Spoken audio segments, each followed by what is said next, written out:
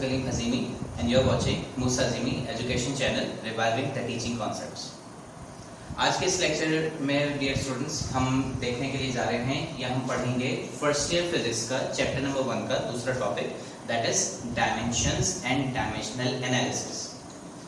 तो सबसे पहले तो हमें जो टॉपिक हमें पढ़ना है दैट इज डायमेंशनल एनालिसिस, लेकिन उससे पहले हमें ये पता होना चाहिए कि डायमेंशनल एनालिसिस में द वर्ड डायमेंशन इसका मतलब क्या है।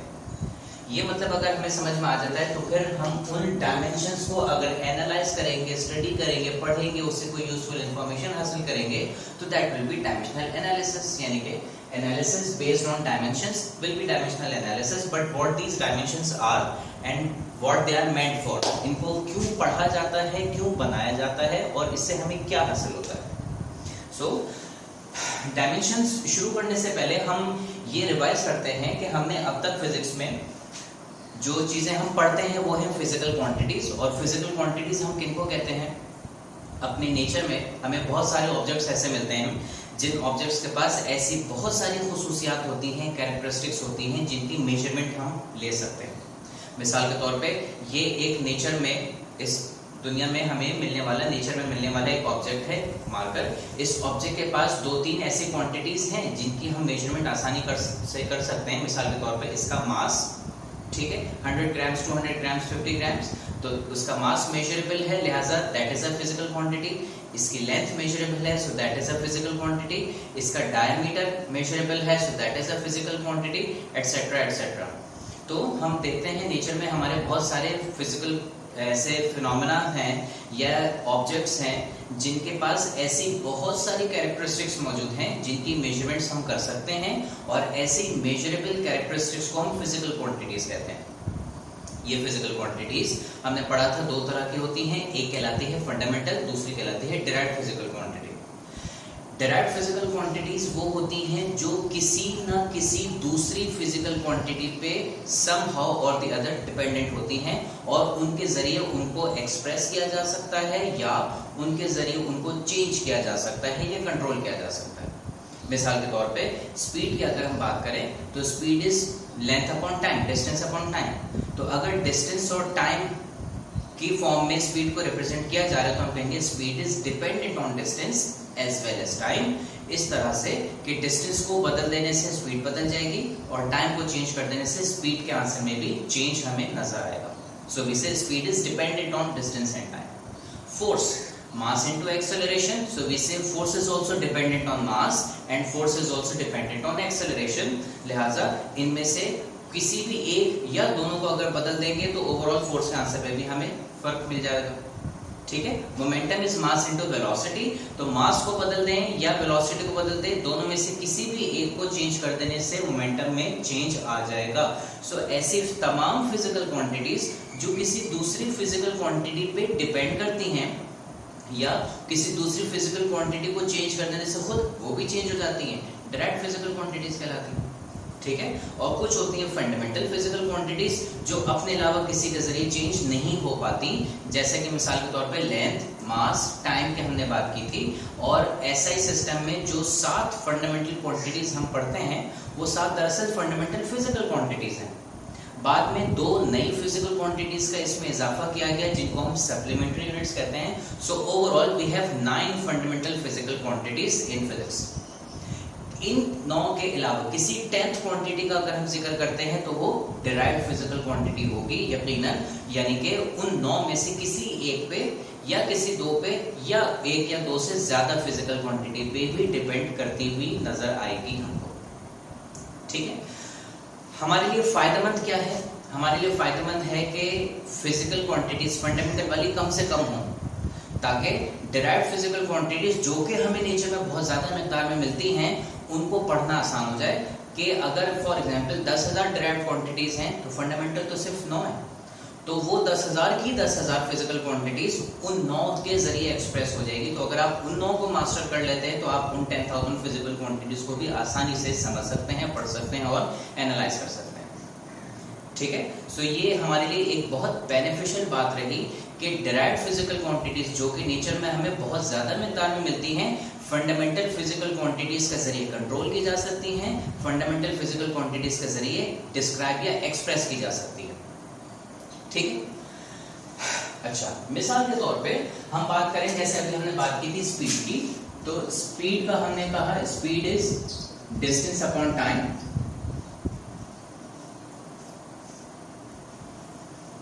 यानी कि स्पीड की हमने जो रिप्रेजेंटेशन रखी थी दैट वाज v, स्पीड को v से शो करते हैं। डिस्टेंस दरअसल एक लेंथ है और टाइम तो अपनी एक फिजिकल क्वांटिटी है ही। तो हमें यहां से ये आइडिया हुआ कि स्पीड जिसको हम कह रहे हैं, ये स्पीड दरअसल दो फिजिकल क्वांटिटीज के जरिए एक्सप्रेस की जा सकती है। One of them is length and the other is time. अब अगर मैं लेंथ की जगह लेंथ के लिए सिंबल कैपिटल L और टाइम की जगह टाइम के लिए सिंबल कैपिटल T यूज कर लूं, तो मुझे ये मिलेगा L upon T, where L is length and T is for time. तो हमें ये आइडिया हुआ कि स्पीड डिपेंड करती है लेंथ और टाइम पे, इस तरह से कि लेंथ क्योंकि न्यूमरेटर में है, स्पीड को बढ़ाने की कोशिश करेगी जब लेंथ को बढ़ाएंगे, और time being in the denominator जब कभी भी बढ़ेगा स्पीड को अपने आप कम कर देगा। तो न सिर्फ हमें ये पता चला इस नोटेशन से, न सिर्फ हमें ये पता चला कि ये किन किन फिजिकल क्वांटिटीज पे डिपेंड कर रही है, कौन सी फंडामेंटल क्वांटिटीज हैं जिनके जरिए स्पीड बनी, और दूसरे वो फिजिकल क्वांटिटीज में से कौन सी ऐसी फिजिकल क्वांटिटीज हैं जो उसको बढ़ा रही हैं, कौन सी ऐसी हैं जिसको कम कर रही हैं। ठीक है। अब लेंथ और टाइम के मैंने सिंबल्स लिख दिए, L अपॉन T, पूरा लेंथ ये टाइम हम बार बार नहीं लिखेंगे। इसी तरीके से अगर हम एक्सेलरेशन की बात करें, acceleration is change in velocity upon time, और इसकी यूनिट हमने पढ़ी थी मीटर्स पर सेकंड स्क्वायर। अब इसकी यूनिट से आपको आइडिया हो रहा है, मीटर का मतलब यकीनन ये लेंथ होगा, सेकंड का मतलब ये टाइम है, तो इस सेकंड का स्क्वायर का मतलब ये टाइम का स्क्वायर। तो इसको मैं ऐसे लिख सकता हूं, एक्सेलरेशन इज दरअसल लेंथ अपॉन टाइम का स्क्वायर, जिसको मैं L अपॉन T स्क्वायर भी लिख सकता हूं। क्या ख्याल है? ठीक है। इससे हमें पता चला कि acceleration also like speed depends upon length and time. But what's the difference between acceleration and speed? If both are dependent on time, so are they same? So answer is certainly no. They look like depending on the same physical quantities, but the ratios on which they depend is entirely different. यहाँ पे length divided by time 1 power पे dependent है speed, लेकिन यहाँ पे length upon the square of time, length पे तो dependent है ही, लेकिन time पे नहीं, time के square पे dependent है। तो पहली बात हमें ये पता चला ये कौन सी फिजिकल क्वांटिटीज फंडामेंटल वाली उस पे डिपेंडेंट है, तो पता चले लेंथ और टाइम पे। फिर हमें पता चला कि लेंथ और टाइम में कौन एक्सेलरेशन बढ़ा रहा है, कौन एक्सेलरेशन को कम कर रहा है, तो पता चला लेंथ बढ़ा रही है और टाइम कम कर रहा है। क्यों? इसलिए कि टाइम डिनोमिनेटर में और लेंथ न्यूमरेटर में। तीसरी बात, दोनों में से इंपैक्ट किसका ज्यादा है, बढ़ाने वाले का या कम करने वाले का? तो जिसकी पावर ज्यादा होगी उसका इंपैक्ट भी ज्यादा होगा। तो टाइम का क्योंकि स्क्वायर हमें यहाँ पे नजर आ रहा है, लिहाजा टाइम को अगर हम डबल कर देंगे तो टाइम का स्क्वायर 4 टाइम्स हो जाएगा, और क्योंकि ये कम कर रहा है तो ये 4 टाइम्स कम कर देगा। अगेन लेंथ को डबल कर देंगे तो एक्सेलरेशन भी डबल हो जाएगा, लेंथ को 4 टाइम्स करेंगे तो एक्सेलरेशन भी 4 टाइम्स हो जाएगा। लेकिन अगर हम टाइम की बात करें, टाइम को अगर आप डबल करेंगे तो ये टाइम नहीं है, टाइम का स्क्वायर है, यानी कि 2 अगर मैंने इसको बढ़ा के 2 कर दिया तो ये 2 से 2 का स्क्वायर 4 बन जाएगा, तो ये 1/4 बन जाएगा। एक्सेलरेशन को खुद डबल होने से 4 गुना कम कर देगा। अगर टाइम को आपने 3 टाइम्स कर दिया, 3 कर दिया, तो ये एक्सेलरेशन को 3 का स्क्वायर 9, 1/9 यानी कि 9 टाइम्स कम कर देगा। ठीक है। तो हमें नजर आ रहा है लेंथ को 3 टाइम्स कर देने से एक्सेलरेशन में 3 गुना ही इजाफा हो रहा था, टाइम को 3 गुना कर देने से एक्सेलरेशन में 9 गुना कमी आ गई। तो हमें ये आइडिया हुआ कि लेंथ और टाइम पे डिपेंडेंट तो है, लेकिन किस रेशियो में डिपेंडेंट है, तो पता चला लेंथ पावर 1 के साथ, टाइम पावर 2 के साथ। कौन बढ़ा रहा है, कौन कम कर रहा है? तो लेंथ बढ़ा रहा है और टाइम उसकी वैल्यू को कम कर रहा है। किसमें ज्यादा असर है, कौन ज्यादा इफेक्टिव है एक्सेलरेशन की वैल्यू पे? तो टाइम, जिसकी पावर ज्यादा है। तो देखें इतनी सारी बातें हमें सिर्फ इस छोटी सी रिप्रेजेंटेशन से पता चल गई। कौन सी फिजिकल क्वांटिटीज पे डिपेंडेंट है, किस रेशियो में डिपेंडेंट है, कौन ज्यादा इफेक्ट रखता है इस रिप्रेजेंटेशन में, लेंथ या टाइम या कोई और कितना ज्यादा। तो हमें ये सारी बातें इससे पता चल रही हैं। सो दिस इज व्हाई अब मैंने यहाँ पे एक्सेलरेशन का कहीं जिक्र ही नहीं किया कि एक्सेलरेशन को दुगना हो गया, एक्सेलरेशन को 4 गुना कर दिया हमने एक्सेलरेशन को नहीं 4 गुना 2 गुना हो गया, हमने टाइम और लेंथ को बढ़ाया, एक्सेलरेशन अपने आप बढ़ गया। तो instead of bringing in any change in acceleration we are discussing changes in length and time, the quantities on which acceleration depends. Acceleration is changing itself because it's a derived physical quantity. तो हमें इनको पढ़ के ये अंदाजा हो गया कि how changes in acceleration will be occurring while changing these two particular physical quantities. इस तरह से हम तमाम derived physical quantities के बारे में जानते हैं। हम तमाम derived physical quantities को उनकी fundamental quantities की फॉर्म में एक्सप्रेस कर सकते हैं और फिर यही studies, same sort of studies and analysis can be performed on any other derived quantities similar to that we just did in speed and acceleration. ठीक है, ये representation fundamental physical quantities की terms में, फंडामेंटल फिजिकल क्वांटिटीज की terms में अगर हम किसी पर्टिकुलर डिराइव्ड फिजिकल क्वांटिटी को एक्सप्रेस करते हैं तो ये उसका डायमेंशनल एनालिसिस कहलाता है। So what is dimensional analysis? किसी भी फिजिकल डिराइव्ड फिजिकल क्वांटिटी को अगर हम उसकी फंडामेंटल क्वांटिटीज की टर्म्स में एक्सप्रेस करते हैं तो ये उसकी डायमेंशंस बताना, ये डायमेंशनल एनालिसिस करना हुआ है इसका। क्योंकि एक्सप्रेस कर देने से जाहिर है हम ये भी देखेंगे कि किस पे डिपेंड कर रहा है, किस पे कम है, किस पे ज्यादा है, किस रेशियो में, किस पावर में, व्हाटसोएवर। और इस एनालिसिस के जरिए हम ये देखते हैं कि कौन सी फिजिकल क्वांटिटी ज्यादा इफेक्टिव है, तो वो उनकी पावर से पता चलता है। इसकी पावर 2, इसकी पावर कम, तो इसका इफेक्ट ज्यादा, इसका इफेक्ट कम। दोनों की पावर 1, तो समझ लो दोनों का सेम इफेक्ट है। ठीक है, यानी कि फिर आपने कहा नहीं ये न्यूमरेटर में डिनोमिनेटर, तो आपने कहा अच्छा सेम इफेक्ट का मतलब ये नहीं है कि दोनों बढ़ा रहे होंगे या दोनों कम कर रहे होंगे। सेम इफेक्ट का मतलब ये है कि जितना इफेक्ट इसका है, जितना स्ट्रॉन्ग इफेक्ट लेंथ का है, उतना ही स्ट्रॉन्ग इफेक्ट टाइम का है। ऑफ कोर्स इनकी पोजीशन हमें बता रही है कि एक के बढ़ाने से बढ़ेगा, इसके बढ़ा देने से ये कम हो जाएगा। तो अपनी अपनी पोजीशंस के हिसाब से जो इनके इफेक्ट्स आ रहे हैं वो इनकी पावर से डिटरमिन किए जा सकते हैं कि how strong these effects are. तो ये पावर जो हम बताते हैं किसी भी डिराइव्ड फिजिकल क्वांटिटी को, जब हम उसकी फंडामेंटल फिजिकल क्वांटिटी की टर्म्स में लिखते हैं तो जो पावर फंडामेंटल फिजिकल क्वांटिटीज के ऊपर आ रही होती हैं वो पावर डायमेंशंस कहलाती हैं। तो I will say acceleration has dimensions of length and time. कैसे? तो हम कहेंगे कि और कंप्लीट एक्सप्रेशन क्या बनेगी कि acceleration has 1 dimension of length and 2 dimensions of time. हमने कहा नहीं, ये भी सही नहीं है।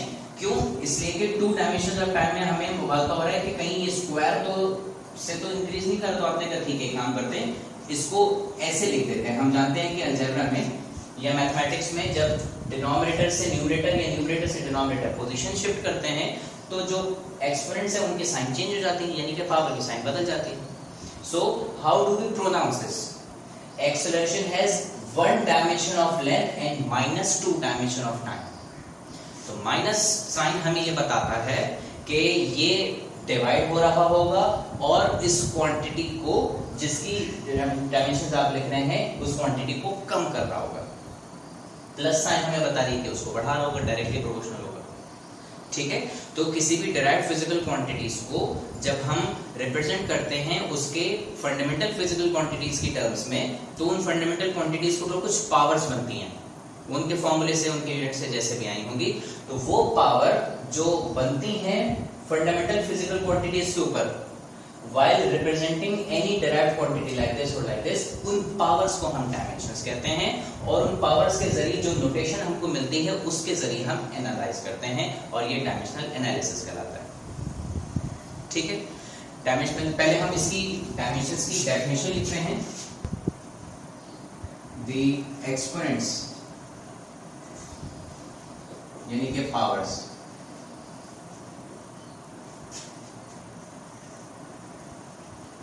to which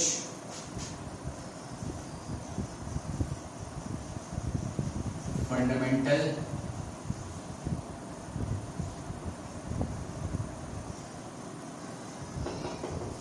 physical quantities are raised while expressing भी कह सकते हैं या representing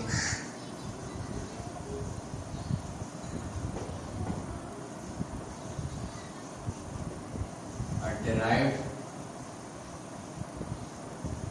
physical quantity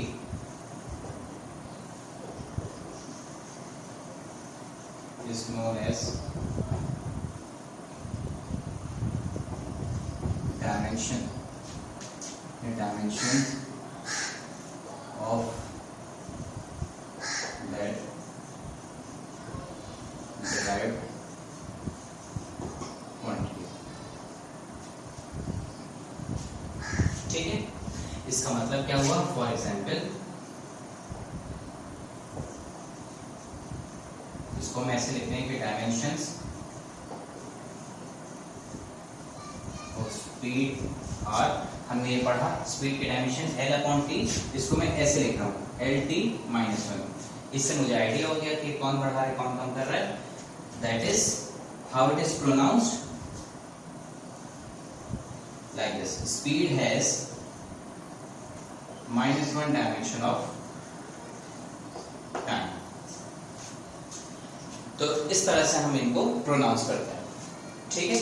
तो किसी भी डिराइव्ड फिजिकल क्वांटिटी को जब हम फंडामेंटल फिजिकल क्वांटिटी की फॉर्म में एक्सप्रेस करते हैं तो फंडामेंटल क्वांटिटी के ऊपर जो पावर लिखी होती है वो पावर उस डिराइव्ड फिजिकल क्वांटिटी की डायमेंशंस कहलाती हैं कि स्पीड में 1 डायमेंशन लेंथ की है और -1 डायमेंशन टाइम की है, इस डायमेंशन LT-1 के जरिए, ठीक है।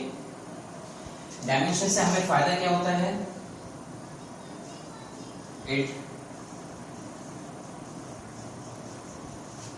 Determines the nature of a physical quantity. कि हमें इसके नेचर के बारे में पता चल जाता है कि ये किन क्वांटिटीज पे डिपेंडेंट है, किस पे डिपेंडेंट नहीं है। तो ये हमें डायमेंशन के जरिए एक बहुत अच्छा आइडिया हो जाता है, ठीक है। ओके, अब how to find dimensions. Dimensions लिखने का तरीका क्या है? तो देखिए, डायमेंशंस अलग चीज है, यूनिट अलग चीज है। अक्सर डायमेंशंस और यूनिट्स में बच्चों को ये रहता है कि सिमिलर चीजें हैं, ठीक है, लेकिन हम कराची बोर्ड में पर्टिकुलरली हम जब डायमेंशंस के बारे में पढ़ते हैं तो हम डायमेंशंस के बारे में बाद में और फिजिकल क्वांटिटी उनकी यूनिट्स को पहले पढ़ चुके होते हैं। So we already know units, dimensions हम पहली दफा पढ़ रहे हैं इस दफा, ठीक है। तो हम यूनिट्स पहले पढ़ लेते हैं, डायमेंशंस बाद में पढ़ते हैं, जबकि होता ये बिल्कुल ऑपोजिट है। फिजिकल क्वांटिटी की हम पहले, एक्सपेरिमेंटर जो होता है वो हमें बताते हैं कि फिजिकल क्वांटिटी में कौन कौन सी फिजिकल क्वांटिटीज, या मिसाल के तौर पे सेंट्रीपिटल फोर्स की अगर हम बात करें तो ये हमें एक्सपेरिमेंटर बताता है कि सेंट्रीपिटल फोर्स 2-3 फिजिकल क्वांटिटीज पे डिपेंड करते हुए नजर आ रही है, एक मास पे, एक स्पीड पे और एक डिस्टेंस पे। तो आप मुझे इसका फॉर्मूला बना के दो। तो इन्हीं डायमेंशंस के जरिए हम उस सेंट्रीपिटल फोर्स की हम एक्सप्रेशन, उसका फॉर्मूला डिराइव करते हैं। डायमेंशंस की मदद से उसका फॉर्मूला हमने डिराइव किया, उसके पावर्स कुछ हमने लगाई आर्बिट्ररी, उनको कैलकुलेट किया तो पता चला कि इसका फॉर्मूला आया mv²/r। तो डायमेंशंस के जरिए हम मुख्तलिफ फिजिकल क्वांटिटी के फॉर्मूले डिराइव करते हैं। उनके जरिए हमें पता चलता है कि कौन कौन सी फिजिकल क्वांटिटीज के ऊपर ये डिपेंडेंट है, और फिर once we have obtained the formula तो फिर हम उसकी यूनिट निकालते हैं। हमारे उल्टा काम होता है, हम यूनिट पहले पढ़ लेते हैं, डायमेंशन बाद में पढ़ते हैं। सो डायमेंशंस की मदद से फॉर्मूला और फिर उसी डायमेंशन की मदद से हम उसकी यूनिट निकालते हैं। That's not the part of our course, इस वजह से हम फिलहाल वो तो नहीं कर रहे, बट सिर्फ नॉलेज आप अपने ध्यान में रखिएगा। Dimensions come first and then comes the unit, ठीक है। लेकिन क्योंकि डायमेंशंस की मदद से यूनिट मिलती है तो हमें रिवर्स इंजीनियरिंग करने की तरीके से डायमेंशंस बताना बहुत आसान हो जाती है। बहुत सारी फिजिकल क्वांटिटीज जिनके हमें मालूम होती हैं, जिनकी यूनिट्स हमें पता होती हैं, तो उनकी यूनिट्स के जरिए हम आसानी से बता सकते हैं। जैसे यहाँ पे हमने यूनिट देखी इसकी metres per second square. Metre per second square में हमें पता चल गया m का मतलब है metre, metre means a length, और सेकंड स्क्वायर का मतलब आया सेकंड, तो टाइम की यूनिट तो आया टाइम का स्क्वायर, तो मीटर माने लेंथ, सेकंड यानी टाइम, सेकंड स्क्वायर यानी कि टाइम का स्क्वायर। लीजिए डायमेंशंस तैयार हो गए। ठीक है, सो इस तरह से यूनिट्स की मदद से हमें डायमेंशंस बताना बहुत आसान होती हैं। तो सबसे पहले अब हम ये देख रहे हैं how to find the dimensions of any derived physical quantity. हम ये देखते हैं उस डिराइव्ड फिजिकल क्वांटिटी की, ये सही तरीका नहीं है क्योंकि हम यूनिट से पहले फेमिलियर हो चुके हैं, इस वजह से हम यूनिट्स से मदद ले रहे हैं अभी, अदरवाइज हम पहले डायमेंशंस बनाते हैं, डायमेंशंस यूनिट बनाते हैं। ठीक है, तो अभी क्योंकि हमें ऑलरेडी यूनिट मालूम है, तो हम ये देखते हैं कि किसी भी फिजिकल क्वांटिटी की अगर आपको डायमेंशन बतानी है तो आप ये चेक करें कि क्या उसकी फंडामेंटल यूनिट्स आपको मालूम है। जैसे एक्सेलरेशन की फंडामेंटल यूनिट है metres per second square. Fundamental unit का मतलब फंडामेंटल फिजिकल क्वांटिटीज की फॉर्म में मेंशन हुई हुई units, metres per second square, length और टाइम दोनों फंडामेंटल फिजिकल क्वांटिटीज हैं। ठीक है, स्पीड की fundamental unit metre per second बनती है, डिस्टेंस का मतलब मीटर हो जाएगा, सेकंड का मतलब टाइम, तो स्पीड की फंडामेंटल यूनिट क्या बन गई, मीटर्स पर सेकंड। तो हम सबसे पहले देखते हैं जिस फिजिकल क्वांटिटी की डायमेंशन हमें बतानी है उसकी क्या फंडामेंटल यूनिट हमें मालूम है। If yes, life is very easy then. How?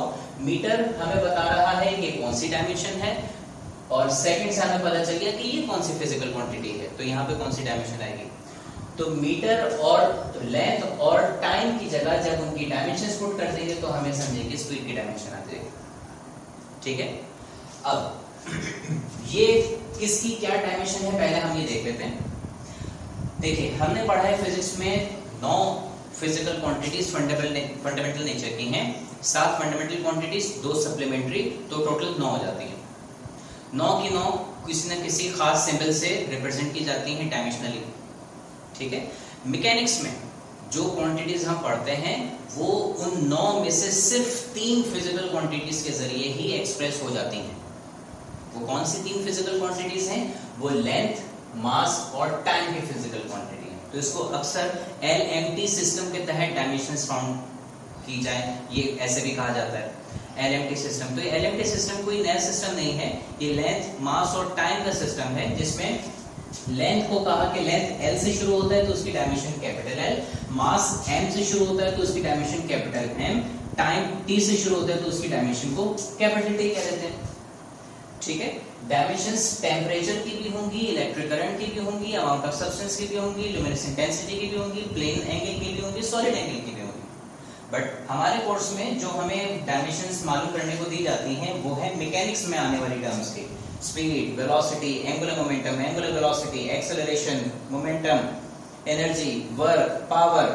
ठीक है, तो ये सारी फिजिकल क्वांटिटीज हैं जो कि मैकेनिक्स में हम फाइंड कर सकते हैं, और मैकेनिक्स में जितनी भी क्वांटिटीज की हम डायमेंशंस फाइंड करते हैं वो इन 3 के ऊपर डिपेंडेंट हमें नजर आती हैं।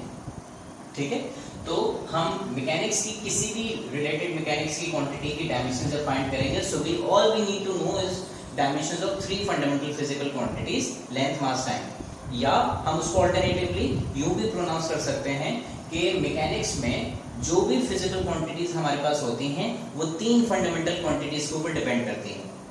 ठीक है, 3 में से किसी एक पे, किसी 2 पे या 3 पे, और वो कौन कौन सी 3 क्वांटिटीज है? लेंथ, मास और टाइम। ठीक है, लेंथ के लिए हमने कहा कि हम L, मास के लिए M और टाइम के लिए कैपिटल T इस्तेमाल करेंगे, जैसे कि हमने यहाँ किया। अब स्पीड, चौथी फिजिकल क्वांटिटी जो हम यहाँ पे ले रहे हैं, स्पीड की जो यूनिट होती है that is metres per second. तो स्पीड की जो डायमेंशन बन जाएगी, मीटर का मतलब लेंथ अपॉन सेकंड का मतलब टाइम, तो ये L/T या LT-1, जिसको प्रोनाउंस भी ऐसे किया जाता है, L1T-1 भी कह सकते हैं या LT-1 भी कह सकते हैं। ठीक है, एक्सपोनेंट्स को इंडिविजुअली डिजिट, सिंगल डिजिट करके पढ़ा जाता है एक एक चीज को। इसी तरीके से number 5 acceleration, that is metres per second square. अब हमने अभी बात की कि अगर आपको किसी फिजिकल क्वांटिटी की फंडामेंटल यूनिट्स मालूम है तो उसका डायमेंशन हमारे लिए बनाना बहुत इजी होता है रिवर्स इंजीनियरिंग के जरिए, और वो है क्या?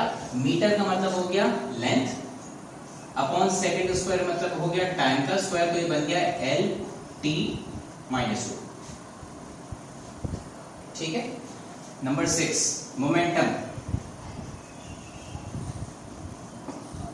मोमेंटम की जो यूनिट होती है that is kilograms metres per second. अब यहां से हम देखते हैं किलोग्राम का मतलब है क्या, मास, और मास की dimension capital M. Kilogram multiply by metre, metre का मतलब लेंथ, तो किलोग्राम मल्टीप्लाई बाय मीटर का मतलब हो गया मास multiply by length. Upon second का मतलब हो गया अपॉन का टाइम, तो इसको हम ऐसे लिख सकते हैं एम एल टी माइनस 1। ठीक है। तो ये तो वो फिजिकल क्वांटिटीज हैं जिनकी हमें फंडामेंटल यूनिट्स मालूम है। अब कुछ ऐसी फिजिकल क्वांटिटीज जिनकी हमें फंडामेंटल यूनिट्स नहीं पता होती at the first place. For instance to begin with force. आपसे पूछा फोर्स यूनिट, आप कहेंगे Newton, but do we actually know what Newton stands for? तो फिलहाल हमें इसका आइडिया नहीं हो रहा, तो कोई मसला नहीं। अगर कभी किसी फिजिकल क्वांटिटी की फंडामेंटल यूनिट ना पता हो, उसकी डिराइव्ड यूनिट पता हो, ठीक है, तो उस फंडामेंटल यूनिट या डिराइव्ड यूनिट जिसकी आपको मालूम हो, तो उसकी फंडामेंटल यूनिट अगर आपको ना, फॉर इंस्टेंस या पहली दफा में ना आपको, तो किसी भी फिजिकल क्वांटिटी की अगर आपको उसकी फंडामेंटल यूनिट नहीं पता, तो उसका फॉर्मूला सर्च कीजिए, उसका कोई फॉर्मूला लाजमी होगा। जैसे फोर्स का एक मशहूर ज़माना फॉर्मूला है, that is F is equal to mass into acceleration, F equals to ma। ठीक है। M means mass, A means acceleration, तो M फॉर्मूले में M आ रहा है, मास आ रहा है, तो मास की जगह मास की डायमेंशन, एक्सेलरेशन से मल्टीप्लाई हो रहा है, तो एक्सेलरेशन की जगह एक्सेलरेशन की डायमेंशन, ये हमने निकाल के रखी हुई है एक्सेलरेशन की एल टी माइनस 2, ये हो गया एल टी माइनस 2। तो ये हमारे पास फोर्स की डायमेंशन आ गई एम एल टी माइनस 2। ठीक है। क्या हुआ, मास से एक्सेलरेशन को मल्टीप्लाई करा के अगर फोर्स मिल जाती है, तो मास की डायमेंशन से एक्सेलरेशन की डायमेंशन को मल्टीप्लाई करा देंगे तो फोर्स की डायमेंशन मिल जाएगी। ठीक है। तो जब किसी फिजिकल क्वांटिटी की हमें फंडामेंटल यूनिट नहीं पता होती, तो हम उसका कोई फॉर्मूला देख लेते हैं, फॉर्मूले में जो क्वांटिटीज आ रही हैं उनकी जगह उनकी डायमेंशंस पुट करेंगे, तो आपको उस डिराइव्ड फिजिकल क्वांटिटी की डायमेंशन भी मिल जाएगी। मिसाल के तौर पे नंबर 8 एनर्जी। ठीक है। एनर्जी की यूनिट होती है जूल्स। अब जूल्स अगेन एक हमारे पास डिराइव्ड यूनिट है, फंडामेंटल यूनिट नहीं है। तो जब डिराइव्ड यूनिट हमारे पास मौजूद हो, तो हम उसकी डायमेंशंस पहली दफा में नहीं बता पाते, ऐसी सूरत में हम क्या करते हैं, इसका फॉर्मूला देखते हैं। तो जूल एनर्जी की यूनिट है, तो एनर्जी के फॉर्मूले देखें। एनर्जी के हमारे पास बहुत सारी टाइप्स हैं, पोटेंशियल एनर्जी, काइनेटिक एनर्जी, ठीक है, work is also a form of energy, electrical energy, thermal energy, कोई सा भी फॉर्मूला ले लीजिए, सारी एनर्जीज हैं। ठीक है। किसी भी फॉर्मूले को आप ले लीजिए या किसी भी फॉर्म ऑफ एनर्जी के फॉर्मूले को आप ले लीजिए, you will always get the same results. मिसाल के तौर पे मैं इसको दो फॉर्मूले से आपको अभी सॉल्व करके दिखाता हूँ। हमने कहा कि potential energy being a form of energy is equal to mgh। ठीक है। तो यहां से देखते हैं, m का मतलब हो गया मास, g का मतलब हो गया एक्सेलरेशन ड्यू टू ग्रेविटी, किसी की भी वजह से हो। ठीक है तो एक्सेलरेशन ही ना, जब एक्सेलरेशन है तो एक्सेलरेशन की जगह एक्सेलरेशन की डायमेंशन आएगी L T minus 2 times h, h means height, height है लेंथ, तो लेंथ की जगह लेंथ की dimension that is capital L। तो ये हमें मिल गया m l 2 t माइनस 2, क्योंकि अलजेब्रा का प्रिंसिपल मल्टीप्लिकेशन में बेसिस सेम हो तो पावर्स उनकी ऐड हो जाती है, ये एक्सपोनेंट्स ऐड हो जाते हैं। ये हमारे पास बन गई एनर्जी की dimension ml2 t minus 2, potential energy की डायमेंशन। ठीक है। मैं इसको और ज्यादा वेरीफाई करूं किसी और फॉर्म ऑफ एनर्जी से, सपोज मैं इसको वर्क से ले लेता हूं, work is also a form of energy that is F dot d या into d। Force into displacement. अब फोर्स की डायमेंशन हमारे लिए नई नहीं है, फोर्स की डायमेंशन हमने ये बनाई mLt-2, इसी को हमने यहाँ पे भी लिख दिया। तो फोर्स मल्टीप्लाई बाय डी का मतलब फोर्स की dimension multiply by D displacement की डायमेंशन। तो फोर्स की dimension is mLt-2 multiply by D, D का मतलब displacement, displacement is a length जिसकी डायमेंशन है l, तो ये बन गया l।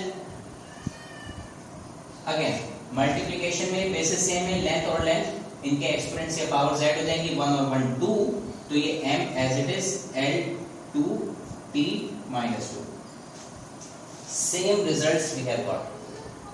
ठीक है, आप इसको काइनेटिक एनर्जी के फॉर्मूले से करेंगे तो भी you will get the same result. ठीक है, तो आप किसी भी फॉर्म ऑफ एनर्जी के फॉर्मूले से डायमेंशंस निकाल सकते हैं, वो उसकी डायमेंशंस कहलाएंगी। ठीक है, तो पोटेंशियल एनर्जी हो है तो एनर्जी की, तो जो पोटेंशियल एनर्जी के फॉर्मूले से डायमेंशंस आएंगे वो एनर्जी की ही डायमेंशंस कहलाएंगी। जो काइनेटिक एनर्जी के फॉर्मूले से डायमेंशंस आएंगी वो काइनेटिक एनर्जी नहीं बल्कि एनर्जी की ही डायमेंशंस कहलाएंगी। Work being a form of energy, जो डायमेंशंस उसके फॉर्मूले से हमें मिली तो वो भी एनर्जी की ही डायमेंशंस कहलाएंगी। व्हाटसोएवर किसी भी एनर्जी के फॉर्मूले से आने वाली डायमेंशंस दरअसल एनर्जी की कहलाएंगी। तो ये हमने यहाँ पे लिख दिया m, ये है हमारे पास L2t-2। ठीक है, ये हमारे पास डायमेंशंस हैं। इसी तरीके से आप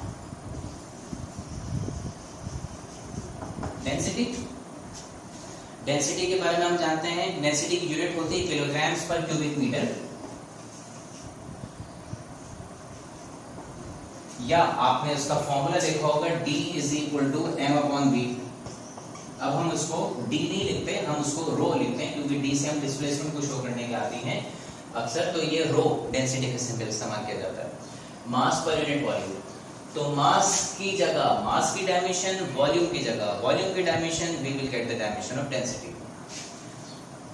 या आप इसको ऐसे देख लीजिए, किलोग्राम का मतलब है मास, तो मास की जगह मास की डायमेंशन अपॉन मीटर क्यूब, ये वॉल्यूम की यूनिट है, तो वॉल्यूम की डायमेंशन क्या बनेगी, मीटर का क्यूब यानी कि लेंथ का क्यूब, तो ये L क्यूब बन जाएगा। इसको हम ऐसे शो करेंगे mL-3।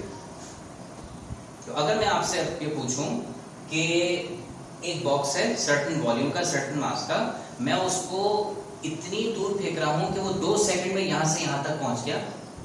ठीक है, अब अगर मैं उस बॉक्स को इतनी तेज स्पीड से फेंकूं कि वो बस 1 ही सेकंड में यहां से यहां तक पहुंच जाए, तो बताओ डेंसिटी के ऊपर क्या फर्क पड़ेगा, डेंसिटी बढ़ जाएगी कि कम हो जाएगी। अब आप इसको कैसे अंदाजा लगा सकते हैं, आप कहेंगे देखो डेंसिटी की डायमेंशन mL-3, आप टाइम को चेंज कर रहे हैं, तो डेंसिटी की डायमेंशन में टाइम तो आ ही नहीं रहा कहीं, ये डेंसिटी टाइम पे डिपेंड ही नहीं कर रही, इसलिए क्योंकि उसके फॉर्मूले में टाइम नहीं है, ना उसकी डायमेंशंस के अंदर टाइम है। लिहाजा हम टाइम को कितना बढ़ाते हैं कितना कम करते हैं, वो ऑब्जेक्ट जितना स्लो मूव करे या जितना फास्ट मूव करे, since it is independent of time, तो उसकी डेंसिटी में कम से कम कोई फर्क नहीं आने वाला। ठीक है, so this is how we find dimensions to be very very useful while studying physical quantities. एक चीज और वो ये कि अक्सर बच्चों को कंफ्यूजन रहती है कि m का मतलब कभी हम मीटर लेते हैं कभी हम मास लेते हैं, तो हमें कैसे पता चले कहाँ m मीटर और कहाँ m मास को शो कर रहा है।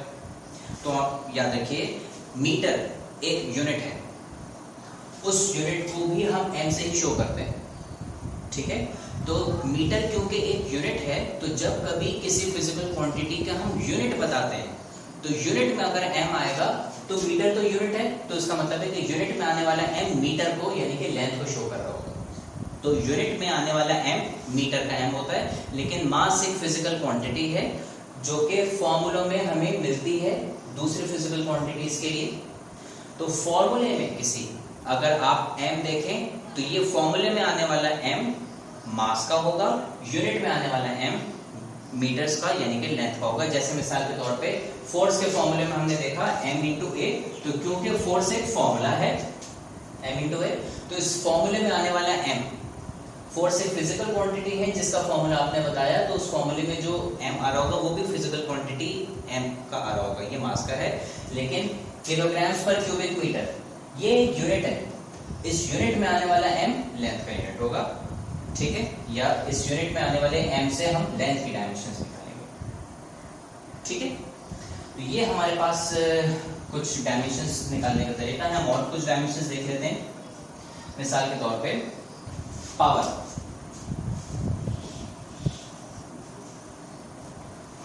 पावर की जो यूनिट हम जानते हैं दैट इज वॉट। ये अगेन वॉट इसकी एक डेराइव्ड यूनिट है, फंडामेंटल यूनिट हम नहीं जानते इसकी, तो कोई मसला नहीं। पावर का फॉर्मूला देख लेते हैं। पावर का फॉर्मूला होता है P is equal to W upon T, work done upon time. Work is a form of energy, work energy की फॉर्म है। एनर्जी है तो एनर्जी की जगह एनर्जी की डायमेंशन ये ऊपर लिखी है वर्क के फॉर्मूले से। ये एनर्जी की डायमेंशन है which is m L2 T minus 2 upon small t। Small t का मतलब टाइम, तो टाइम की जगह टाइम की डायमेंशन क्या हो जाएगा, ये t की पावर +1 ऊपर जाएगा तो -1 हो जाएगा। वो -2 पहले का लिखा हुआ है, ये -1 और उसमें शामिल हो जाएगा तो -2 -1 -3, तो हमारे पास पावर की डायमेंशन बन जाएगी m L2 T माइनस 3। ये हमारे पास आ गया m L2 T माइनस 3।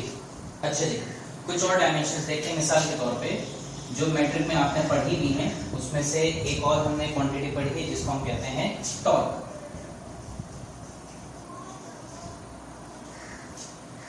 अब टॉर्क की डायमेंशन क्या होगी, टॉर्क की यूनिट देखें। टॉर्क की यूनिट होती है Newton metre.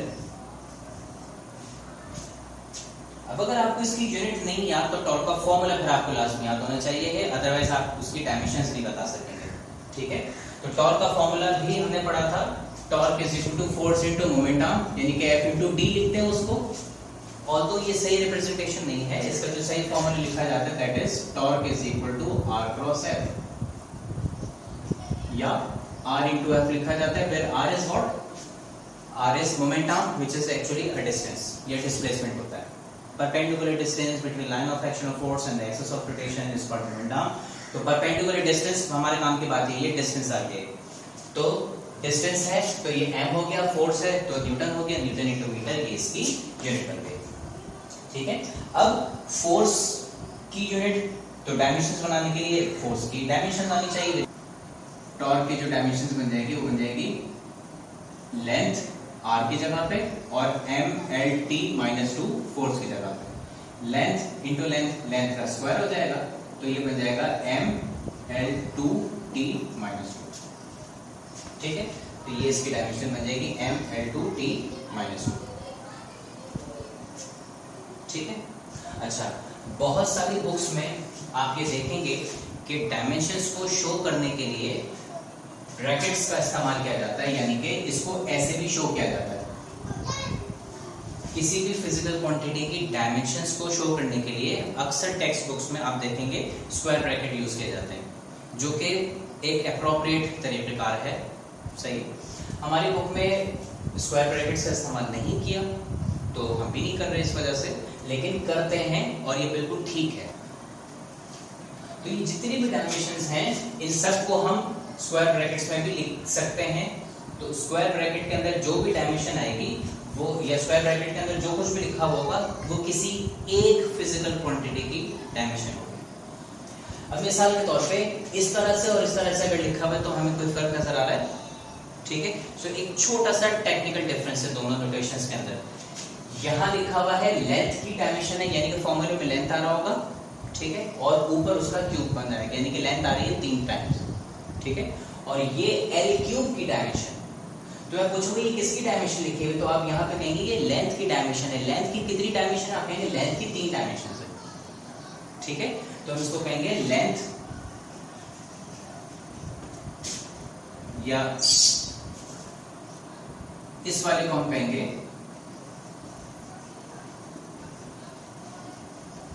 3 dimensions of length, और इसको हम कहेंगे ये डायमेंशन है लेंथ क्यूब। तो लेंथ क्यूब किसकी डायमेंशन होती है, लेंथ क्यूब डायमेंशन होती है वॉल्यूम की, तो हम कहेंगे इसको 1 डायमेंशन ऑफ वॉल्यूम। सो कोई खास फर्क नहीं है, पता है आपको वॉल्यूम भी 3 टाइम्स डायमेंशन ऑफ लेंथ ही रखता है, लेकिन फॉर्मूले के अंदर क्या आ रहा होगा, फॉर्मूले के अंदर ये आ रहा होगा, और दोनों नोटेशंस को कैसे प्रोनाउंस किया जाता है, ये कैसे हम उसको समझते हैं, तो ये उसका तरीका है। ठीक है, तो हम इसको ऐसे भी लिखते हैं। Anyways back to physical quantities. मजीद हम यहाँ पे दूसरी फिजिकल क्वांटिटीज का देखते हैं। और सोचिए आपने मैट्रिक में कौन कौन सी फिजिकल क्वांटिटीज पढ़ी थी। तो हमने काइनेमेटिक्स में बहुत सारी फिजिकल क्वांटिटीज पढ़ी थी, जिसमें हमने वेट के बारे में पढ़ा था। ठीक है, wait is equal to m/g। अब वेट और वर्क दोनों के सिंबल्स W होते हैं, तो यहाँ हमें बहरहाल आइडिया रखना पड़ता है कि यहाँ पे किसकी बात हो रही है। ये W = mg is the formula for wait. ठीक है, और अब मैं इस वेट की डायमेंशन बगैर कैलकुलेट किए भी लिख सकता हूं if I know the concept या डेफिनेशन ऑफ वेट। ठीक है, कैसे? हमने कहा weight the force with which earth attracts an object towards its centre. वो फोर्स जिससे अर्थ किसी भी ऑब्जेक्ट को अपने सेंटर की अपनी जानिब खींचता है, वो वेट कहलाती है। तो द फोर्स, आगे का पढ़ने की जरूरत नहीं, द फोर्स, बस आगे कहीं भी खींचे उसको, क्योंकि ये फोर्स है बाय नेचर, तो इसकी डायमेंशन वही आएगी जो फोर्स की डायमेंशन आती है। और फोर्स की डायमेंशन होती है क्या? न्यूटन, इसकी यूनिट बनेगी। m/t-2 इसकी डायमेंशन बनेगी। तो वेट की जो डायमेंशन बनेगी, ये बन गया हमारा नंबर 12 वेट।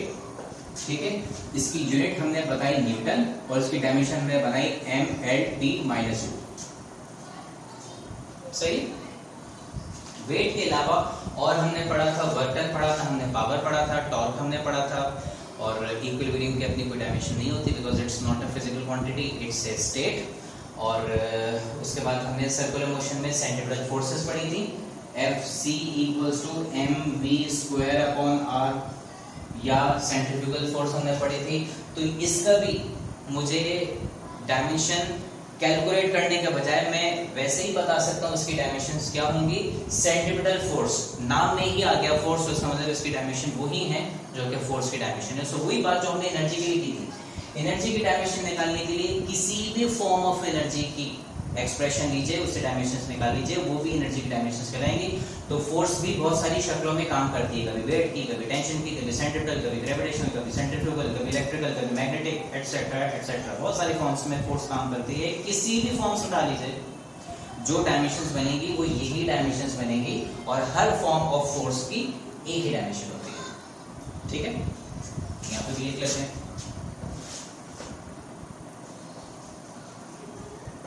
सेंट्रीपिटल फोर्स क्योंकि न्यूटन ही है, लिहाजा m/t-2।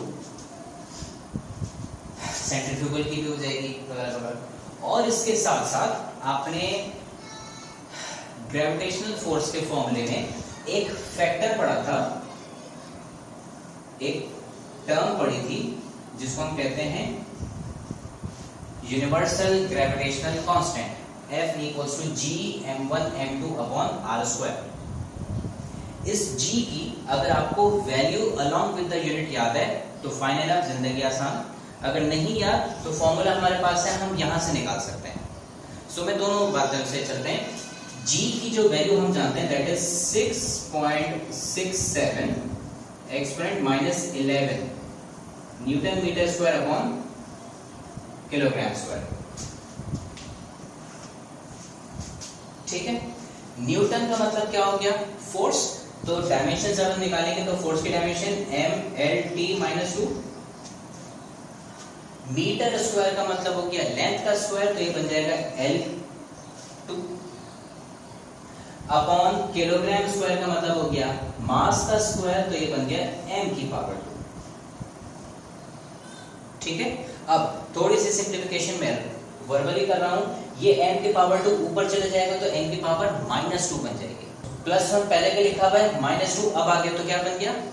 +1 -2 -1, तो ये m की -1, l की पावर 1 और l की पावर 2, +1 +2 प्लस का 3, तो ये m l3 और t एज इट इज, तो m की पावर -1 आ गई, l की पावर 3 आ गई, t की पावर -2 आ गई। तो ये हमारे पास आ गया number 14 universal gravitational constant that is Newton metre square upon kilogram square, और इसकी डायमेंशंस हमने मालूम की हैं m-1 L3T-2। ठीक है, ओके। इसके अलावा अच्छा, अगर हम इसके फॉर्मूले से बनाना चाहें तो यहां से इसको रीअरेंज कर लीजिए। r स्क्वायर डिवाइड और आ जाएगा, मल्टीप्लाई हो जाएगा, तो g is equal to f r square. m1 m2 g के साथ मल्टीप्लाई हो रहे हैं, वहां f के साथ जाके डिवाइड हो जाएंगे, तो ये m1 m2। अब यहां देख लीजिए, f का मतलब फोर्स, तो जब डायमेंशन लिखेंगे तो यहां देखिए फोर्स की डायमेंशन बिल्कुल ऐसे जहां पे आपने लिखी थी न्यूटन, उसी तरह यहां से आ जाएगा mLT-2।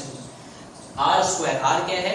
Distance between the centres of the two bodies जिनके दरमियान ग्रेविटेशनल फोर्स की हम बात कर रहे हैं, तो डिस्टेंस है। कहां भी डिस्टेंस हो, डिस्टेंस है तो ये डिस्टेंस का स्क्वायर, जैसे कि यहां पे मीटर का स्क्वायर। m1 m2 दो मासेस हैं, किलोग्राम और किलोग्राम, किलोग्राम स्क्वायर, तो ये दो मासेस हैं। कैपिटल M इसकी डायमेंशन, कैपिटल M इसकी डायमेंशन, सिंपलीफाई करेंगे यही आंसर हमें मिलने वाला है। ठीक है, तो ये हो गया हमारे पास यूनिवर्सल ग्रेविटेशनल कांस्टेंट। इसके बाद हमने चैप्टर नंबर 7 में और कोई ऐसी नई क्वांटिटी नहीं पढ़ी थी, ग्रेविटेशनल कांस्टेंट के बारे में पढ़ा था, सेंट्रिपेटल फोर्स, ऑर्बिटल वेलोसिटी। यहीं से समझ में आता है इट्स अ वेलोसिटी। सो आप कोई सा भी फॉर्मूला लें वेलोसिटी का, किसी भी टाइप या फॉर्म ऑफ वेलोसिटी से, तो उसका फॉर्मूला हमारे पास यही है, उसकी डायमेंशंस हमारे पास L1T-1 ही आएंगी। ठीक है, फिर हमने वर्क, पावर, एनर्जी में potential energy, kinetic energy, power, work, ठीक है, ये सब हमने पढ़ा था, इन सब की डायमेंशंस हमने लिख भी लिए। एनर्जी में आ गया, ठीक है, वर्क से ही हमने कैलकुलेट किया था, पावर भी आ गया। अच्छा, कुछ फिजिकल क्वांटिटीज ऐसी होती हैं जिनकी कोई यूनिट नहीं आती, सही है। मिसाल के तौर पे मैकेनिकल एडवांटेज की हम बात करें तो मैकेनिकल एडवांटेज का जो हमने फॉर्मूला पढ़ा था, if you remember, so that was ma is equal to w upon p। w upon p का मतलब that was load upon effort. ठीक है, लोड भी फोर्स थी, एफर्ट भी फोर्स थी, तो फोर्स से फोर्स अगर कट जाएगी तो कोई यूनिट नहीं बनती। तो हमने कहा था मैकेनिकल एडवांटेज एक बेसिकली रेशो होता है, इसकी अपनी कोई यूनिट नहीं आती। ठीक है, ऐसे क्वांटिटीज कहलाती है डायमेंशनलेस क्वांटिटीज। ठीक है, और ऐसे रेशोज को हम डायमेंशनलेस रेशोज कहते हैं या डायमेंशनलेस क्वांटिटीज कहते हैं। ठीक है, तो हम अभी देखते हैं फिजिक्स में 4 तरह की क्वांटिटीज होती हैं। ठीक है, मैं चलिए अभी जिक्र करते हैं, फिर इसको फिजिकल क्वांटिटीज 4 तरह की होती हैं। एक डायमेंशनल कांस्टेंट्स, एक डायमेंशनल वेरिएबल्स, एक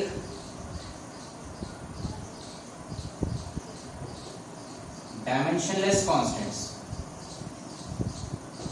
और दूसरा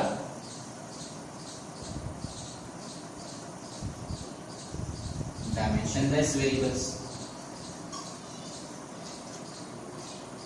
ठीक है, डायमेंशनल कांस्टेंट्स ऐसे कांस्टेंट्स जिनकी वैल्यू फिक्स है लेकिन उनकी डायमेंशन कुछ न कुछ आते हैं। मिसाल के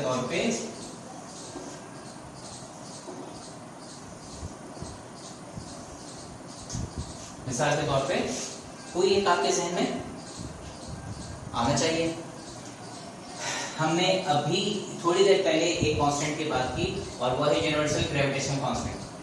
तो कैपिटल जी, इसका नाम हमने नहीं लिखा, sorry, capital G is a dimensional constant जिसकी वैल्यू भी फिक्स होती है, जिसकी डायमेंशंस भी आती है। स्मॉल जी 9.8 मीटर्स पर सेकंड स्क्वायर, ठीक है, at the surface of earth इसकी वैल्यू मोर और लेस यही रहती है। तो 9.8 metres per second square constant value है, ठीक है, लेकिन इसकी डायमेंशंस भी है metres per second square etcetera.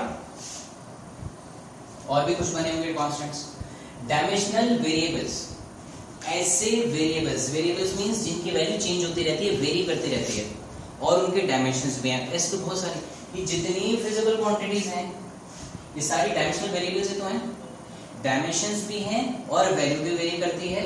तो हम डिफरेंट डिफरेंट प्रॉब्लम्स में देखते हैं या हर ऑब्जेक्ट की अलग लेंथ होती है, हर ऑब्जेक्ट के मास में भी, टाइम में भी, उसकी स्पीड, एक्सेलरेशन, मोमेंटम, फोर्स, इन तमाम क्वांटिटीज में फर्क आता रहता है।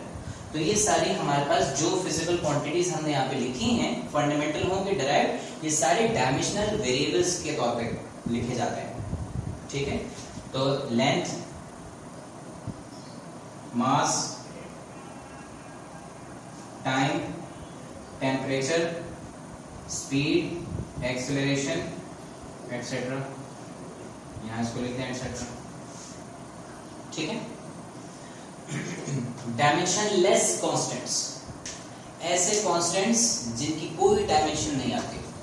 ठीक है, लेकिन उनकी, अच्छा, इसी में एक डायमेंशनल कांस्टेंट का नाम मैं याद कर रहा था, that is c, speed of light, 3 exponent 8 metres per second. ये आपने पढ़ा है, तो आप दुनिया में कहीं पे भी चले जाइए, लाइट की स्पीड की एक ही वैल्यू है और उसकी यूनिट भी आती है मीटर पर second, 3 exponent 8 metres per second. तो इट्स अ स्पीड और कांस्टेंट स्पीड होती है हमेशा, तो ये डायमेंशनल कांस्टेंट कहलाता है। ठीक है, डायमेंशनलेस कांस्टेंट्स, ऐसे कांस्टेंट्स जिनके वैल्यू फिक्स रहती है लेकिन उनकी कोई डायमेंशन नहीं होती। मिसाल के तौर पे पाई, आजकल तो वैसे ही सीजन है आने वाले, पाई 22/7 इसका रेशियो बताया जाता है। ये एक अप्रोक्सीमेट रेशियो है, इसका एक्चुअल वैल्यू ये नहीं बनती। तो how it is a dimensionless constant, because it's a ratio between circumference and diameter of a circle.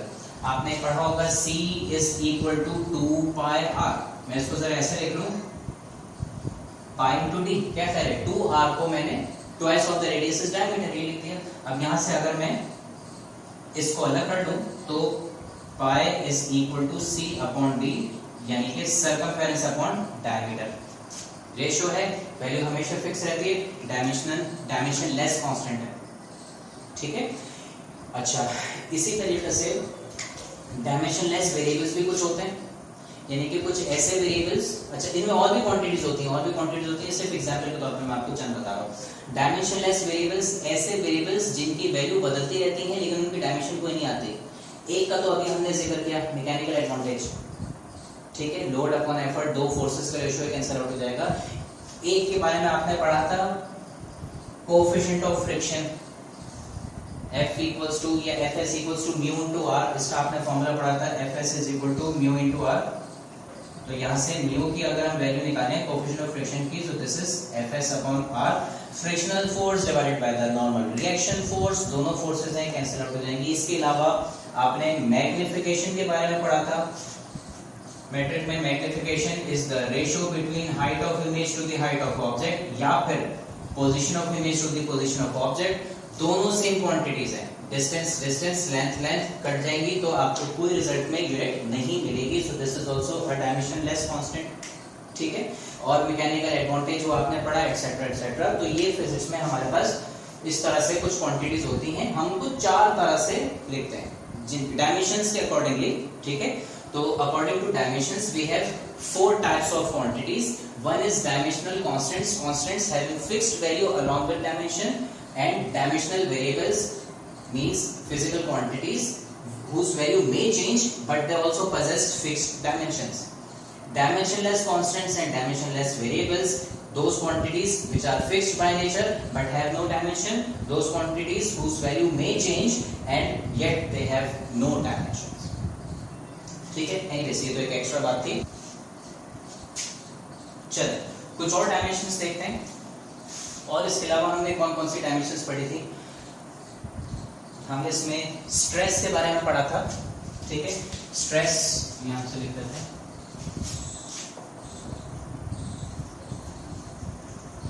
इससे मुझे एक और फिजिकल क्वांटिटी याद आई। स्ट्रेस के बारे में आपने क्या पढ़ा था, स्ट्रेस इज सिग्मा = F/A। ये एक्चुअली प्रेशर से मिलता जुलता है।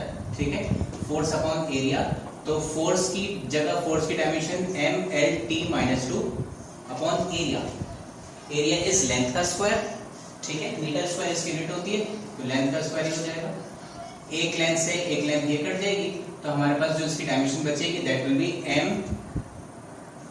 एक लेंथ डिनोमिनेटर में बचेगी, ये जब ऊपर चली जाएगी तो ये पावर -1 और t -2 एज इट इज, तो ये हमारे पास आ गया m l -1 t -2। तो स्ट्रेस इज न्यूटन पर मीटर स्क्वायर और m l -1 t -2। स्ट्रेस की भी होती है, इसी तरीके से आप प्रेशर देख लें, ठीक है। प्रेशर का फॉर्मूला वही होता है, force per unit area. Pressure की स्टैंडर्ड यूनिट को हम पास्कल कहते हैं। ये पास्कल क्या है, डिराइव्ड यूनिट है किसकी, न्यूटन पर मीटर स्क्वायर की, और न्यूटन में उसकी वैल्यू पुट करें तो बारह सेम डायमेंशंस हमें मिलती हैं, m l -1 t -2, ठीक है। अच्छा, उसके बाद फिर हमने स्ट्रेन के बारे में हमने क्या पढ़ा था, जो डिफॉर्मेशन होती है divided by the original shape, ठीक है। तो चेंज इन शेप या रिलेटिव चेंज इन शेप जिसको हम कहते हैं, इसकी अपनी कोई यूनिट नहीं होती और इस वजह से ये एक डायमेंशनलेस वेरिएबल होता है। तो नो यूनिट, तो इसकी डायमेंशन भी नहीं होगी। ऐसे डायमेंशनलेस कांस्टेंट्स या डायमेंशनलेस वेरिएबल्स को जिनको हमें एक्सप्रेस करना होता है कि ये डायमेंशनलेस है, तो हम ये नहीं लिखते कि दे हैव नो डायमेंशंस। आपसे कहेंगे मुझे बताओ डायमेंशन क्या होंगी इसकी, तो आप कहेंगे ठीक है, अगर डायमेंशन बतानी ही है तो इसमें मास की कोई डायमेंशन नहीं है, इसमें लेंथ की कोई डायमेंशन नहीं है, इसमें टाइम की भी कोई डायमेंशन नहीं है, ठीक है। So those physical quantities which do not have any dimension, चाहे वो डायमेंशनलेस कांस्टेंट्स हो या चाहे वो डायमेंशनलेस वेरिएबल्स हो, so such physical quantities are written as this: m0 l0 t0 means they have no dimension of mass, length and time. Dimensionless quantity हो जाएगी, ठीक है। तो जितनी भी डायमेंशनलेस क्वांटिटीज हैं उन तमाम डायमेंशनलेस क्वांटिटी को हम इसी तरह से लिखते हैं, ठीक है। इसी तरीके से कुछ जगहों पे आप लेंथ मास टाइम को भी देखेंगे, ऐसे लिखा जा सकता है m0 l1 t0, इसको लिखेंगे m l0 t0, इसको लिखेंगे m0 l0 t, ऐसे भी लिखा जा सकता है। तो mlt की ही फॉर्म में अगर आपको बताना है तो जिस यूनिट की प्रेजेंस नहीं होती या जिस क्वांटिटी की डायमेंशन नहीं आ रही होती उसके सिंबल के ऊपर जीरो लगा देते हैं, जो आ रही होती है जिस पावर में होती है उसको वैसे मेंशन कर देते हैं, ठीक है। और चलते हैं आगे। इस तरह तो बहुत सारी फिजिकल क्वांटिटीज हैं। अच्छा, इलेक्ट्रिक करंट पे आते हैं। इलेक्ट्रिक करंट के बारे में आपको पता है कि इलेक्ट्रिक करंट की जो यूनिट होती है दैट इज एम्पीयर, ठीक है। और आपने इसका फॉर्मूला पढ़ा था V = I × R या I = V/R, ये हमने फॉर्मूला इसका पढ़ा, सही। एक इसकी डेफिनेशन से हमने फॉर्मूला पढ़ा, that was I = rate of flow of charge Q/T, ये भी हमने फॉर्मूला पढ़ा था। तो अगेन इसमें जो क्वांटिटीज आ रही हैं, इलेक्ट्रिक करंट, ठीक है, चार्ज, ये सारी वो फिजिकल क्वांटिटीज हैं जो मैकेनिक्स की क्वांटिटीज नहीं है। इस वजह से लेंथ मास टाइम के फॉर्म में इनको नहीं एक्सप्रेस किया जा सकता, लेकिन बहरहाल इनकी अपनी डायमेंशन जरूर होती है। वो डायमेंशंस उस सिस्टम में हम बताएंगे, जैसे टाइम के लिए और टेम्परेचर के लिए डायमेंशंस होती हैं, इलेक्ट्रिक करंट की डायमेंशन हो जाएगी। इलेक्ट्रिक करंट की डायमेंशन को हम कैपिटल आई से शो करते हैं, ठीक है। इसी तरीके से टेम्परेचर के लिए थीटा इस्तेमाल किया जाता है, ठीक है। तो अगर कोई यूनिट ऐसी है, जैसे मिसाल के तौर पे जनरल गैस कांस्टेंट हमने पढ़ा था PV = nRT, या यहां से अगर मैं R की वैल्यू निकालूं तो R को अलग करें, this will be PV/NT। Unit की अगर हम बात करें तो उसकी वैल्यू थी 8.313 जूल्स पर मोल केल्विन। जूल्स तक तो ठीक है, मोल एक फंडामेंटल फिजिकल क्वांटिटी है जो लेंथ मास टाइम के अलावा है। केल्विन एक फंडामेंटल फिजिकल क्वांटिटी है जो लेंथ मास टाइम के अलावा है। लिहाजा इस सिस्टम के जरिए मैकेनिक्स की क्वांटिटीज नहीं है ये, तो हमें यहाँ से आइडिया हो रहा है, क्योंकि इसमें ऐसे क्वांटिटीज भी आ रही हैं जो कि लेंथ मास टाइम से नहीं शो करती, लेकिन बहरहाल इनकी डायमेंशन होती है, ठीक है। टेम्परेचर के लिए हम थीटा सिंबल यूज कर लेते हैं, मोल के लिए मेरे ख्याल से जहाँ तक मुझे याद है MOL ही यूज किया जाता है, ठीक है। सिंपलिसिटी के लिए हमने कहा था इनके नाम हम चेंज नहीं करेंगे, तो जो इनके सिंबल्स हम ऑलरेडी बताते हैं वही उनकी डायमेंशन के सिंबल्स भी हो जाते हैं।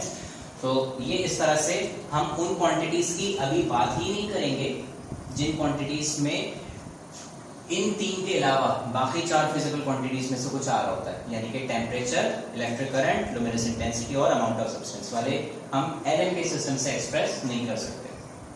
ठीक है, इसके अलावा हम बात करते हैं फ्रीक्वेंसी की। Frequency is what? Number of cycles per second. ठीक है, number of cycles per second, और उसका फॉर्मूला आपने पढ़ा था F=1/T, where T was time period. Time period का मतलब एक टाइम ही है। ठीक है, तो इसकी डायमेंशन T-1 बनेगी। यहां पर लिख सकते हैं फ्रीक्वेंसी हर्ट्ज इसकी यूनिट होती है, या साइकिल्स पर सेकंड हम इसकी यूनिट बताते हैं, और T-1 इसकी डायमेंशन बताते हैं। ठीक है, फ्रीक्वेंसी हो गया। इसके बाद वेव वेलोसिटी होती है, इसके साथ एम्पलीट्यूड होता है। एम्पलीट्यूड एक डिस्टेंस है, वेवलेंथ वैसे ही एक लेंथ है, और टाइम पीरियड ये इसमें आ गया। तो इस तरह से हम बहुत सारे फिजिकल क्वांटिटीज के हम डायमेंशंस बताते हैं।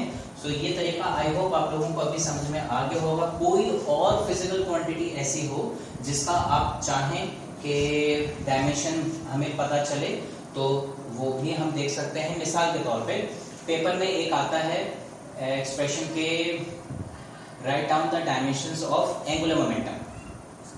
अब एंगुलर मोमेंटम का अभी तो हमने कुछ नहीं पढ़ा, वो तो जब हम चैप्टर 5 पढ़ेंगे तब एंगुलर मोमेंटम आएगा। लेकिन आपने 9th केमिस्ट्री में एंगुलर मोमेंटम के बारे में पढ़ा था, और 9th केमिस्ट्री में एंगुलर मोमेंटम आपने पढ़ा था बोहर्स एटॉमिक मॉडल के अंदर, जिसका एक पोस्टुलेट था कि the angular momentum of electron is equal to the integral multiple of reduced Planck's constant.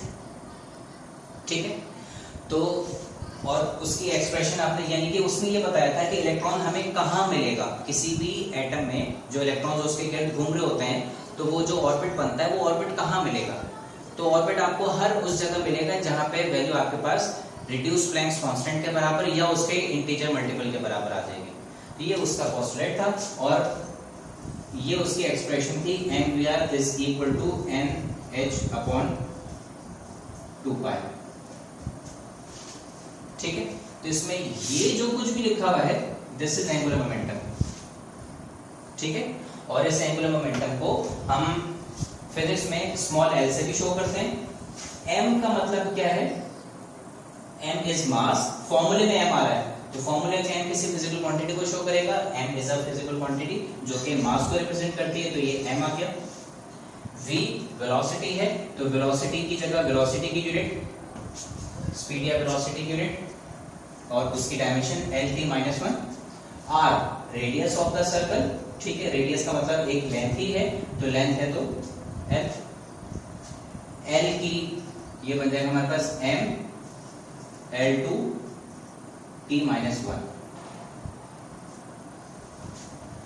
ठीक है, तो ये हमारे पास आ गया एंगुलर मोमेंटम। ठीक है, और इस एंगुलर मोमेंटम की यूनिट आप यहां से बता सकते हैं। इसकी यूनिट चले ऐसे, इसकी हम यूनिट भी देख लेते हैं।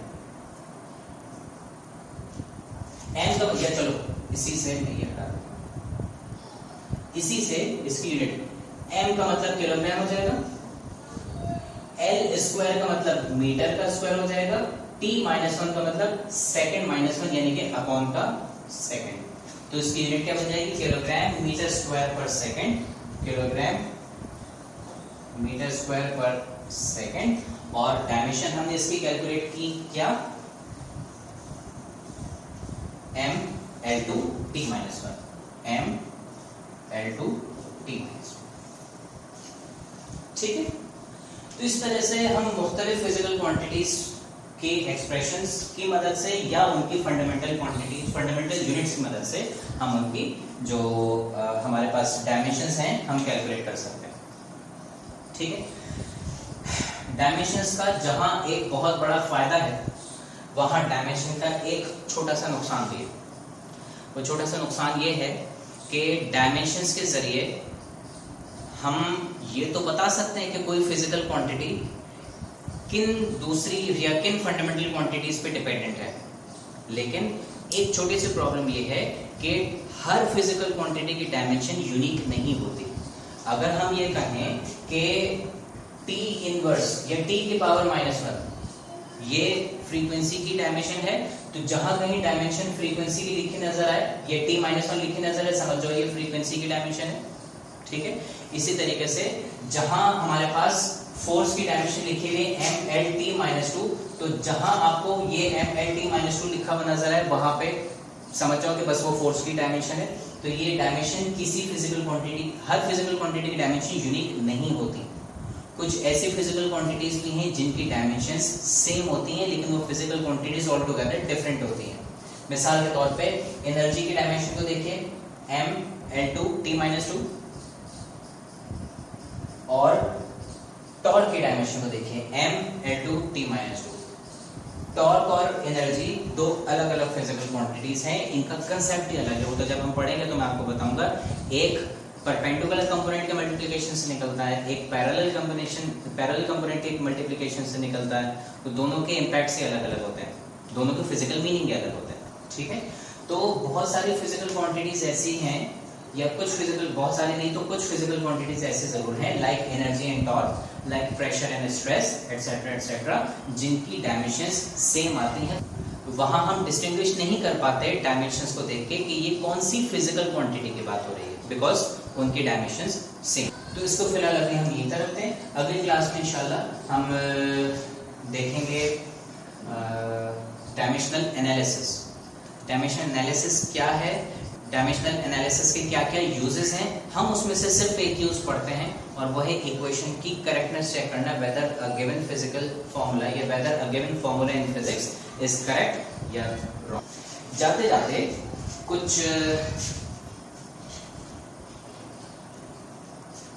मैं आपको होमवर्क देता हूं, तो ये आप अपने तौर से सॉल्व कीजिएगा और फिर मुझे बताइएगा कि इनकी डायमेंशंस क्या आ रही हैं। आप काइनेटिक एनर्जी की डायमेंशन बताइएगा मुझे। काइनेटिक एनर्जी का फॉर्मूला याद होना चाहिए आपको, कि E = 12 mv²। आप एनर्जी का एक फॉर्मूला आपने और पढ़ा था आइंस्टाइन इक्वेशन के नाम से, दैट वाज E = mc²। तो यहां से चेक कीजिएगा एनर्जी की डायमेंशन वही आनी चाहिए जो काइनेटिक एनर्जी की डायमेंशन है, और वही आनी चाहिए जो एक्चुअल एनर्जी की डायमेंशन है।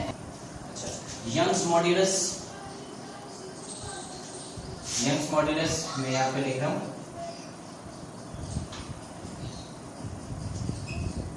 y, इसका फॉर्मूला आपने पढ़ा था FL/A डेल्टा L।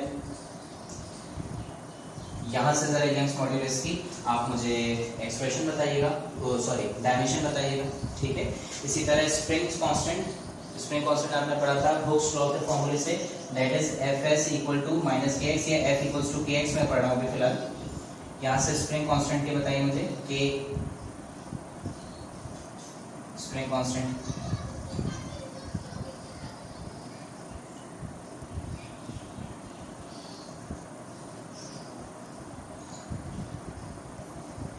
ठीक है, where F is force, X is displacement। सही है, तो डिस्प्लेसमेंट है, तो डिस्प्लेसमेंट की जो भी यूनिट इसमें से है, जो भी डायमेंशन है, वो सॉल्व करके सिंपलीफाई करके मुझे बताइएगा। ठीक है, so these are few physical quantities जिनकी डायमेंशंस आप कैलकुलेट करके मुझे बताइएगा। ठीक है, आज के इस लेक्चर को यहीं तक रखते हैं। ये काफ़ी डिटेल में हमने बात की आज डायमेंशन के हवाले से, जिसको यूजुअली इतनी इंपॉर्टेंस दी नहीं जाती, but it's a very important topic, इसलिए क्योंकि पेपर में एक एमसीक्यू लाजमी से पूछा जाता है, एंड फर्दर हमें इसका कुछ कंसेप्चुअल बैकग्राउंड लाजमी पता होना चाहिए। ठीक है, आपसे मुलाकात होगी इंशाल्लाह नेक्स्ट वीडियो के साथ, जिसमें हम डायमेंशनल एनालिसिस करना सीखेंगे। ठीक है, और उसमें हम उन एनालिसिस में से एक तरह का एनालिसिस सीखेंगे, and that will be to check the correctness of a given equation in physics। आपसे मुलाकात होगी इंशाल्लाह नेक्स्ट वीडियो के साथ। तब तक के लिए अपना बहुत सारा ख्याल रखिएगा, पढ़ते रहिएगा। अस्सलाम वालेकुम, बादब बानसी।